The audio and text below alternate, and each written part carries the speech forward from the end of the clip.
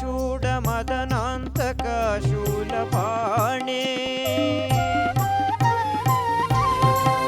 काणो गिरीश गिरिजेश महेश शम्भो हे पार्वती हृदय वल्लभ चन्द्रमौळे भूतादिप प्रमथनाथ गिरीश चाप नमो भूतनाथ नमो देवदेव नमो भक्तपाल नमो दिव्यतेज नमो भूतनाथ नमो देवदेव नमो भक्तपाल नमो दिव्यतेज नमो भूतनाथ भववेदसार सदा निर्विकार भववेदसार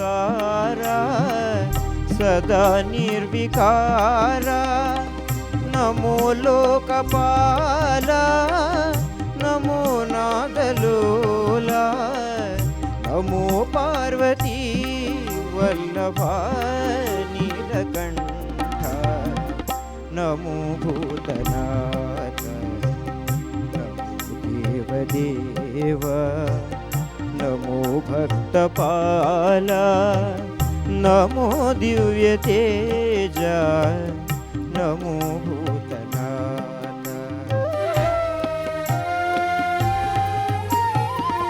सदा सुप्रकाश महापापनाश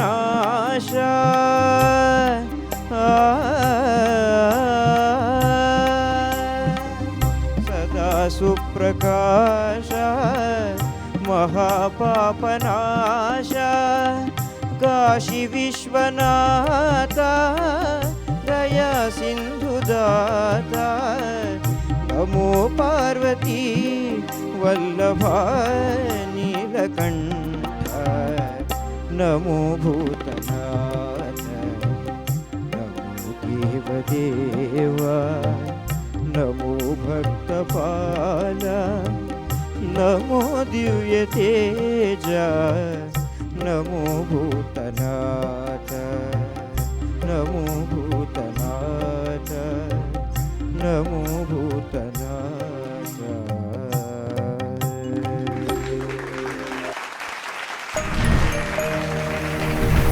ಅರ್ಚನಾ ಉಡುಪ ಮ್ಯಾಮ್. ಗಿರೀಶ, ಹಾಂ ಆ ಗಿರೀಶನೇ ಬಂದ್ಬಿಡ್ತಾನಪ್ಪ ನಿನಗೋಸ್ಕರ ಈ ಥರ ಕರೆದ್ರೆ.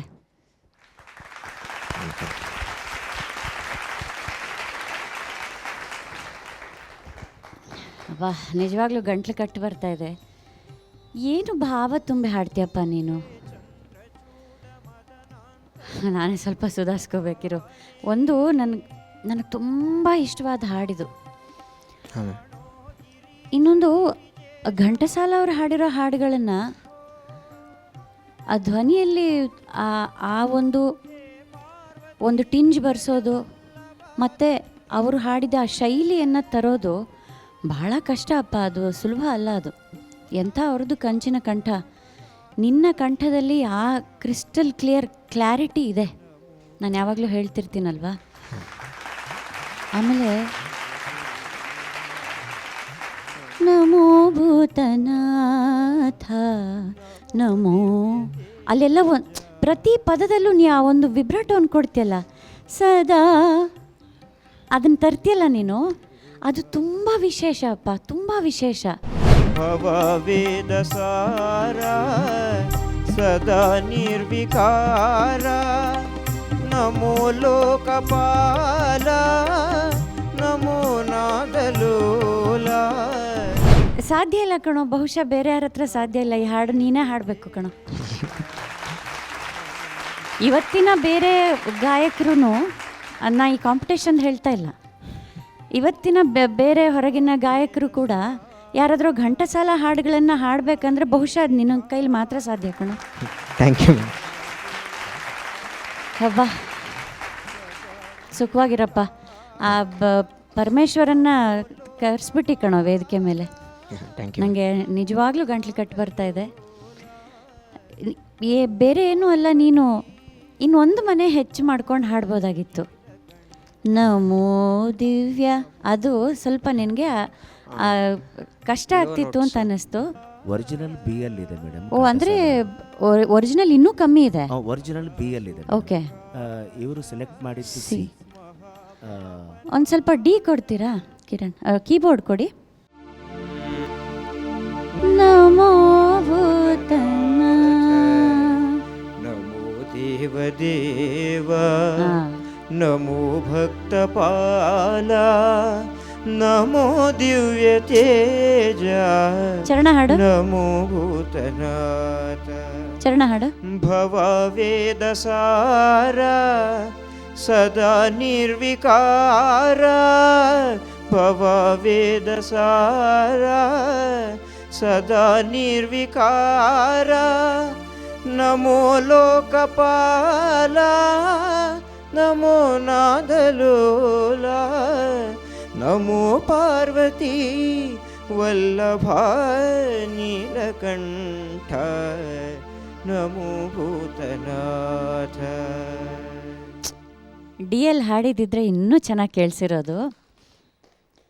ಬಟ್ ನೀನು ಕೊಟ್ಟಂತಹ ಆ ಭಾವ, ಆ ಭಕ್ತಿ ರಸವನ್ನು ಸುರಿದು ಹಾಡ್ದಲ್ಲಪ್ಪ.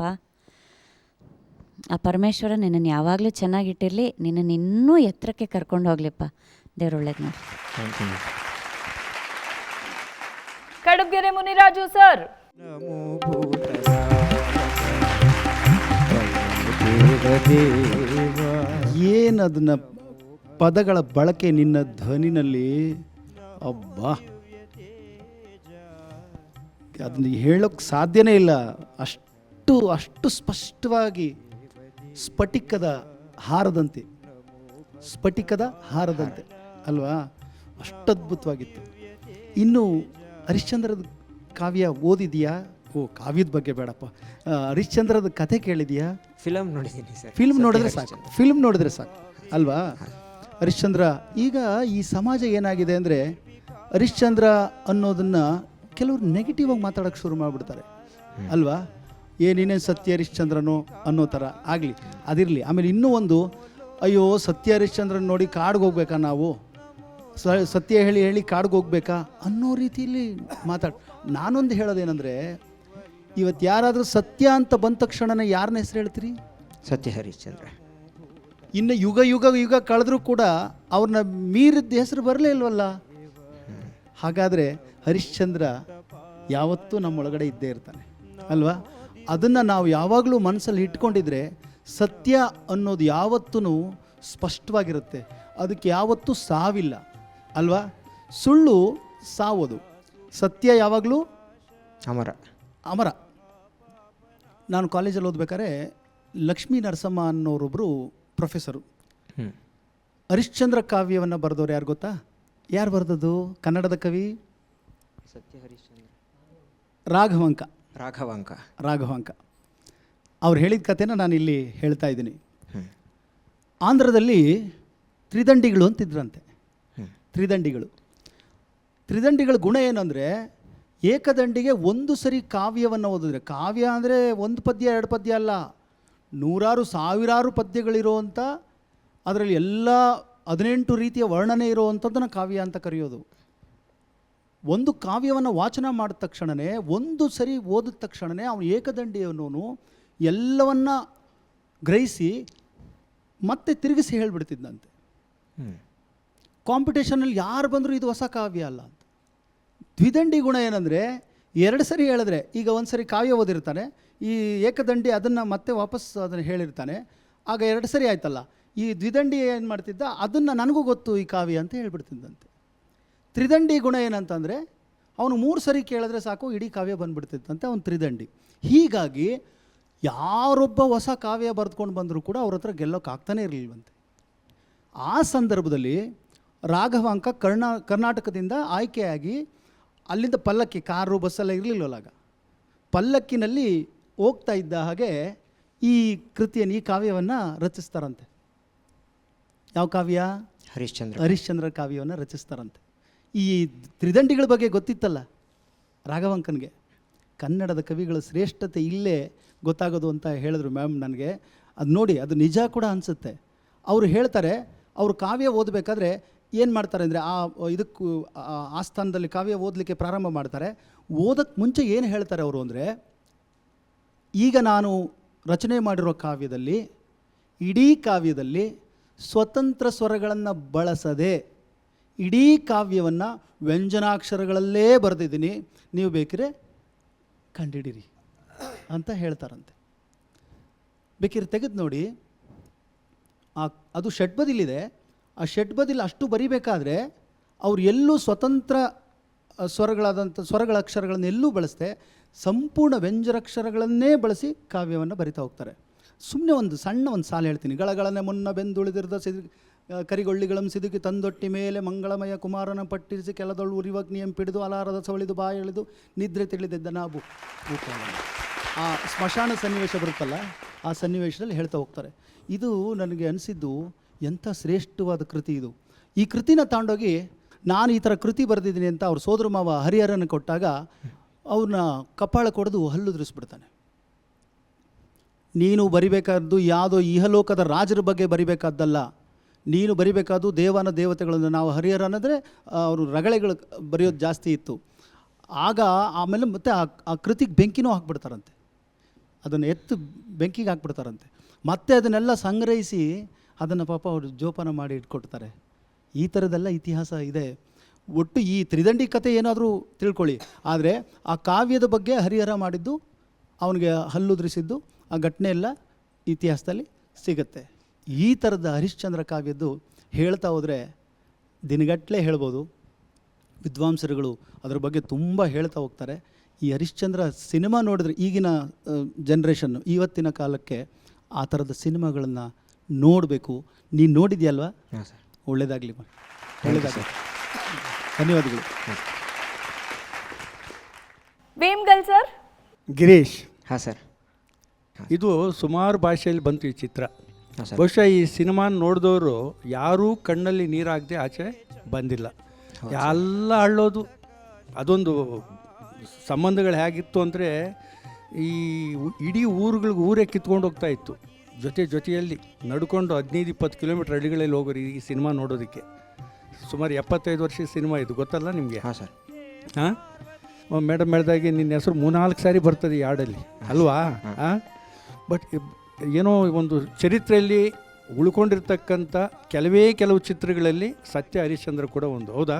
ಹಾಂ ಸರ್. ಅಂಥ ಒಂದು ಒಳ್ಳೆ ಹಾಡನ್ನು ಇವತ್ತು ಆ ಚಿತ್ರದ್ದು ನೀನು ಕೊಟ್ಟಿದೆಯಲ್ಲ, ಧನ್ಯವಾದಗಳು ನಿನಗೆ. ತುಂಬ ಚೆನ್ನಾಗಿ ಹಾಡಿದ್ವಿ. Thank you sir.